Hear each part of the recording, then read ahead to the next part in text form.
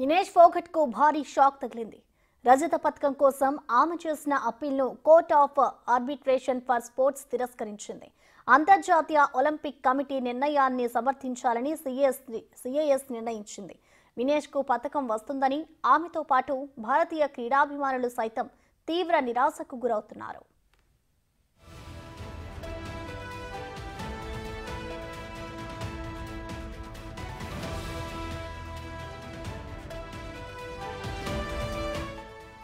ఇక ఇప్పటికే వినేష్ ఫోగట్ అప్పీల్పై 3 సార్లు తీర్పు వాయిదా పడక ఆగస్టు 16న తీర్పు వెల్లడిస్తామని సిఏఎస్ వెల్లడించింది. కానీ అనూహ్యంగా కోర్టు తీర్పు ఆమెకు నిరాశ కలిగించింది.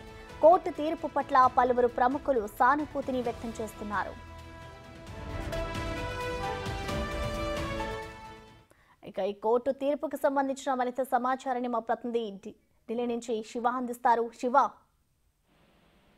ప్రసన్న, వినేష్ ఫోగట్ కు భారీ షాక్ తగిలిందని చెప్పుకోవాలి. రజత పథకం కోసం చేసిన ఆమె అప్పీల్ ను court of arbitration for sports తిరస్కరించింది. అంతర్జాతీయ ఒలింపిక్ కమిటీ నిర్ణయాన్ని సమర్థించాలని సిఐ కూడా నిర్ణయించింది. అయితే రజత పథకం వస్తుందని ఆశించిన వినేష్ ఫోగట్ తో పాటు భారతదేశంలో ఉన్న ప్రతి క్రీడాకారుడికి భారతవాణి మొత్తానికి కూడా ఈ తీర్పు అనేది నిరాశకు గురి చేసింది.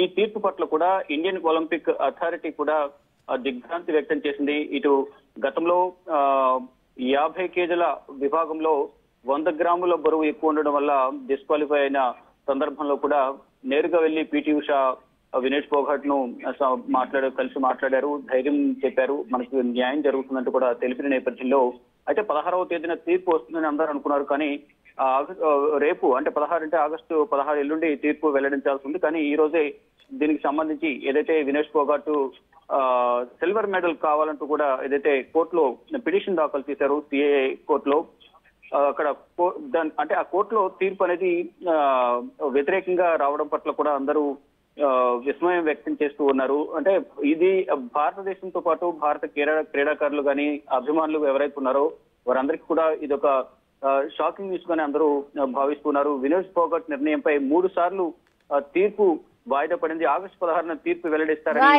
వెల్లడిస్తామని court of arbitration for sports చెప్పింది. ఈ క్రమంలో వినేష్ ఇంకా అక్కడే ఉన్నారు. అంటే తీర్పు 16వ తారీఖున వస్తుంది కాబట్టి అప్పటి వరకు అక్కడే ఉండాలని భావించిన వినేష్ ఫోగట్ ఇప్పటికి కూడా అక్కడే ఉన్నారు ప్యారిస్ లోనే.